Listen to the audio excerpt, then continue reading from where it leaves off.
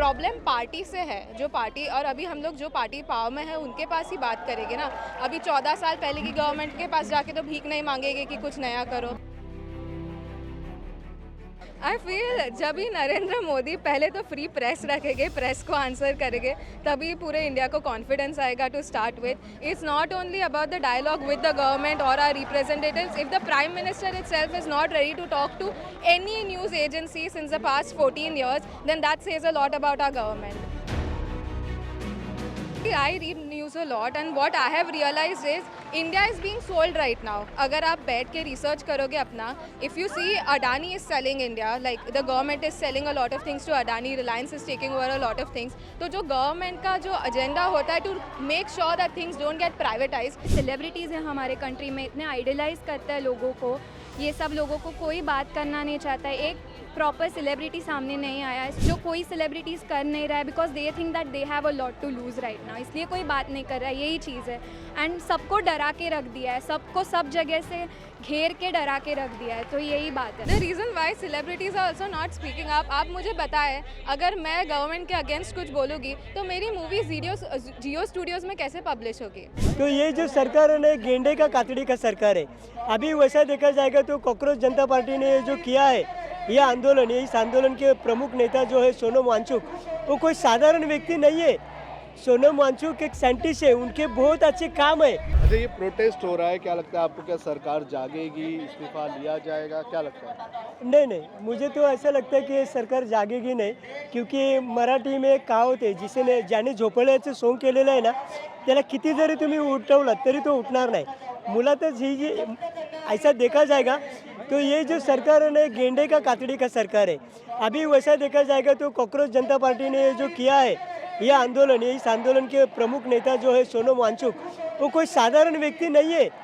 सोनम वांगचुक एक साइंटिस्ट है, उनके बहुत अच्छे काम है, बराबर। और सोनम वांगचुक जिस शिक्षण मंत्री का रिजाइन मांग रहे हैं, वो तो वो धर्मेंद्र प्रधान ने तो देना चाहिए, क्योंकि धर्मेंद्र प्रधान को अगर इनको मालूम होता था कि सोनम वांगचुक क्या चीज़ है तो अब तक दे चुके होते। लेकिन भारतीय जनता पार्टी ऐसी नहीं चाहेगी कि इस्तीफा दे, क्योंकि भारतीय जनता पार्टी यही चाहेगी भले सोनम वांगचुक मर क्यों ना जाए, लेकिन हम लोग हमारा कदम पीछे नहीं लाएंगे।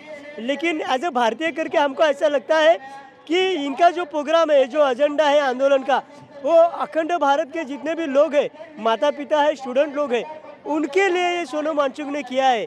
तो हम हमारे संवेदनशील से तो ऐसे बात करेंगे कि सोनम जी ने तो अनशन पीछे लेना चाहिए, क्योंकि इस वक्त हमें सोनम जी की जान इम्पोर्टेंट है। हम चाहते हैं सोनम जी हमको जिंदा चाहिए, लेकिन सरकार ये सोचेगी क्यों ना मर जाए सोनम जी, एक बार मर जाएगा तो मैटर ही रपा दपा हो जाएगा। लेकिन सरकार ये नहीं जानती, अगर सोनम जी के जान को जरा सा भी खतरा हो गया तो इस देश का माहौल बहुत आतंक बन जाएगा। देशवासी, भारतवासी इस भारतीय जनता पार्टी की सरकार को छोड़ेगी नहीं।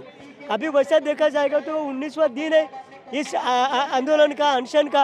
अभी ऐसे वक्त तो इस सरकार का कोई तो मिनिस्टर आना चाहिए, सरकार की तरफ से कोई तो सेक्रेटरी आना चाहिए, क्योंकि इसलिए इसके पहले भी अपने देश में बहुत सारे अनशन हो चुके हैं। गांधी जी ने किए या अन्ना हजारे जी ने किया था। अन्ना हजारे जी का तो 11वें दिन में ही तोड़ा गया अनशन।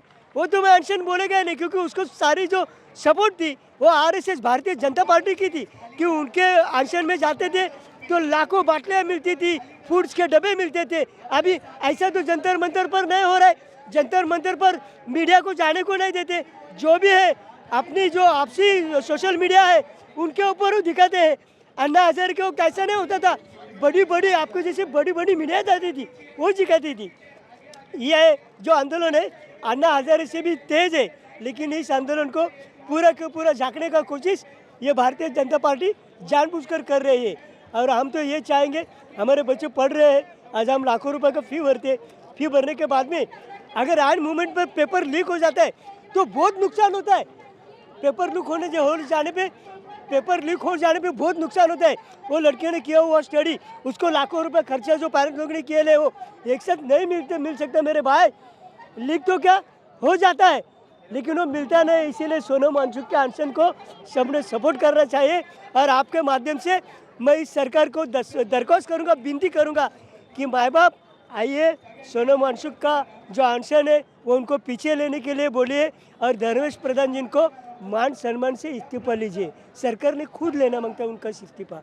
ये मेरी मांग है तुम्हारे चैनल से। 16 दिन से भी ज़्यादा का टाइम हो गया है, लगभग 17-18 दिन हो गए हैं। सोनम वांगचुक जो है वो हंगर स्ट्राइक पर बैठे हुए हैं। अभी तक उनकी हंगर स्ट्राइक तोड़ने के लिए कोई भी कदम नहीं उठाया गया है और आज आप लोग यहाँ पर प्रोटेस्ट पर उतरे हैं। क्या लगता है आपको कि यहाँ पर प्रोटेस्ट करने से सरकार की कानों तक ये बातें जाएगी?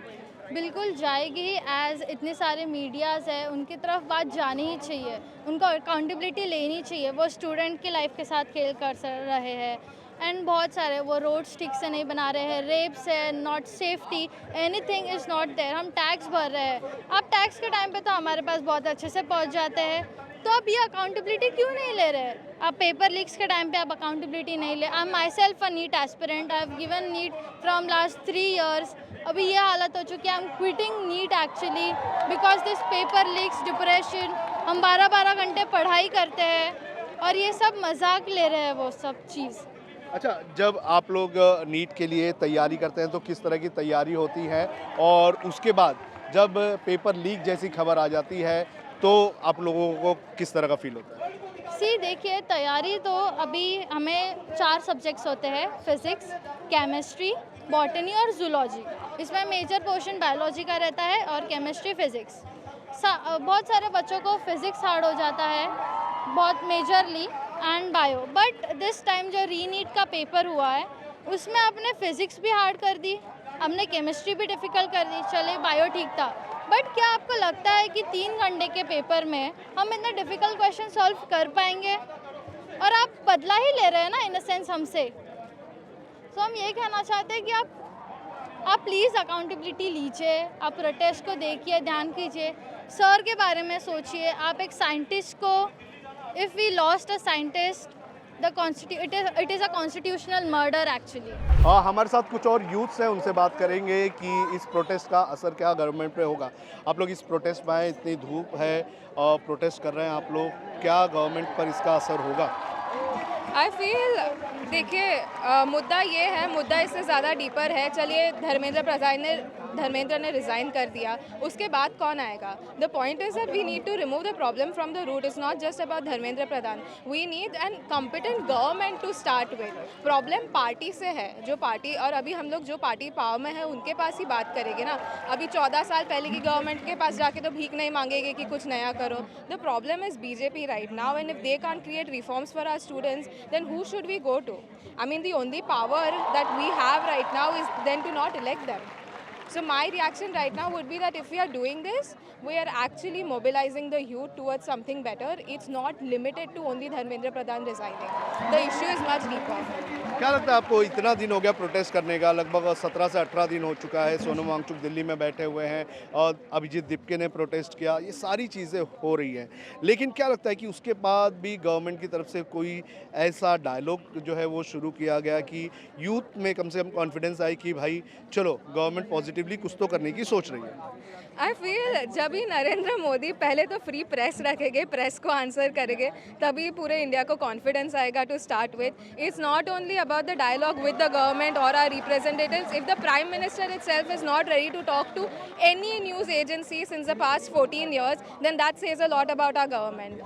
So it's not limited कि हम pressure डालें. I feel Prime Minister के साइड से भी इनिशिएटिव होना चाहिए कि हम बस लोगों के साथ जाके बातचीत ना करें मन की, एक्चुअल जो मुद्दे हैं वो उठाएं।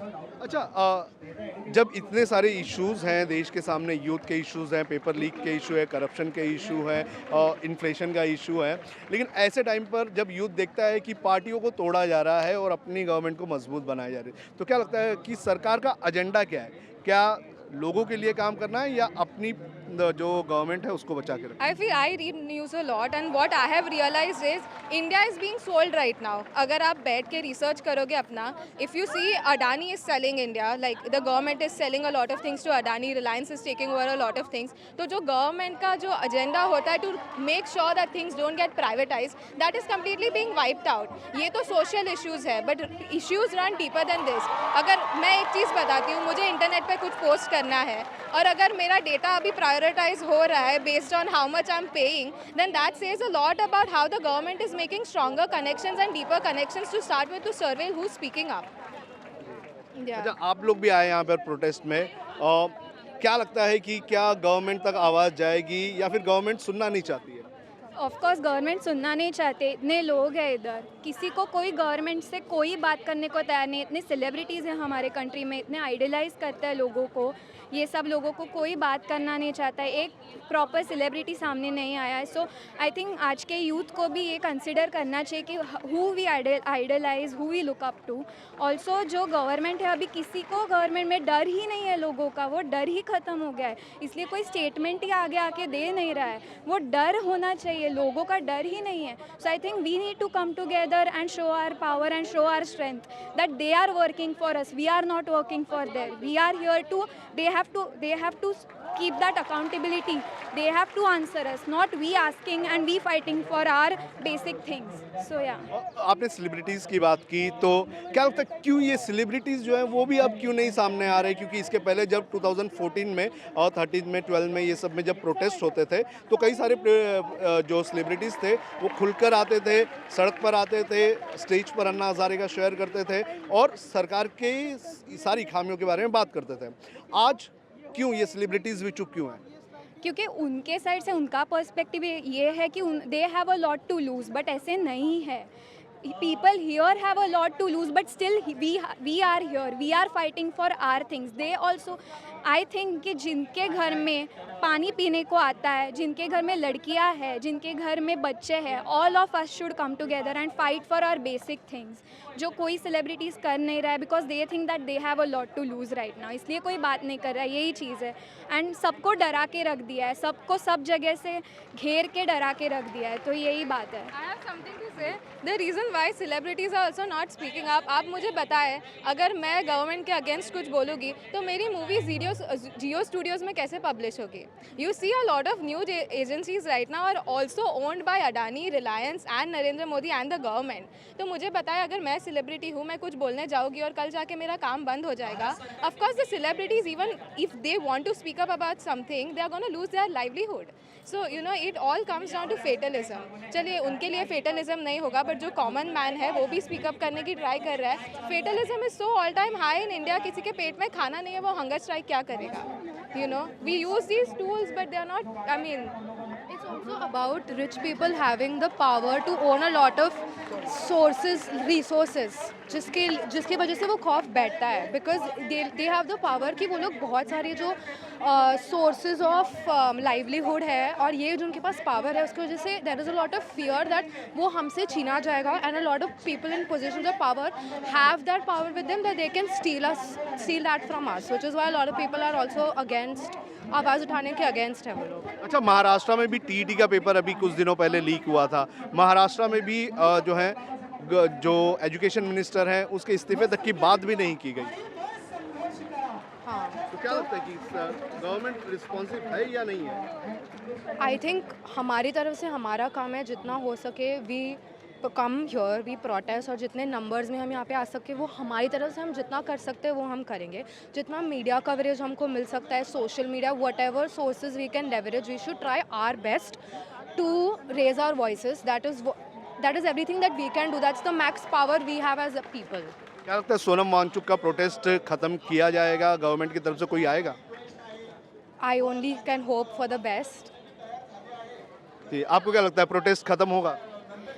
मतलब अभी तो बीजेपी के साइड से कोई कुछ बोल ही नहीं रहा है. और आपने जो क्वेश्चन पूछा अभी मेडिकल का, जो महाराष्ट्र में भी हुआ, अगर आपने पूरा अभी का जो सिचुएशन देखा होगा, कोई भी बीजेपी के किसी भी स्पोक्स पर्सन को या किसी को भी कोई पूछता है आंसर, तो वो पूरा आंसर आप पे घुमा के अपोजिशन पे टारगेट करेंगे, आपको एंटी नेशनल बोलेंगे if you just start asking questions. तो आई थिंक बीजेपी को आंसर देना ही नहीं है, उनको सुनना ही नहीं है. आप बात करोगे, चिल्लाओगे, बीजेपी, आरएसएस, इनको कुछ सुनना ही नहीं है. तो I think that is the problem.